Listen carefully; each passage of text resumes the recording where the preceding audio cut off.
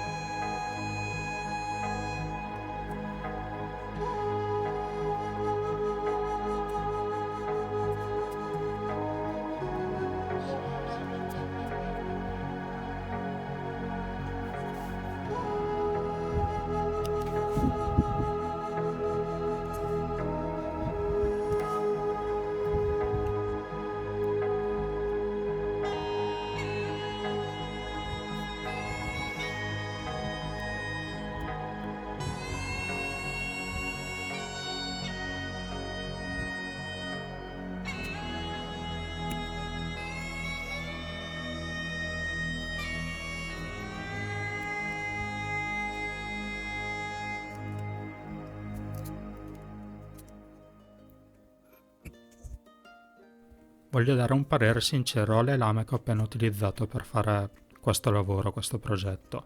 Non sono assolutamente adatte all'intaglio. Se vedete che io sono riuscito a ricavare lo stesso un'opera decente è solamente perché io ho acquisito parecchia manualità nell'intaglio del legno, ma questo non significa che siano attrezzi adatti per questo scopo, anzi tutt'altro. Però devo dare una nota di merito specialmente al tagliarino, il cutter serramanico. È veramente un attrezzo robusto e nonostante non sia pensato per intagliare il legno, veramente vi permette di fare piccoli lavoretti, ovvero se ve lo tirate dietro in campeggio e trovate un legno in giro, vi permette di realizzare qualcosa. Mentre invece per quanto riguarda la sega giapponese e i morsetti, che sono veramente ben fatti e robusti, in particolare la sega giapponese penso che sia la miglior sega giapponese che io abbia mai avuto. Non che ne abbia avute tante, però questa taglia veramente bene. Ben fatto Woolcraft.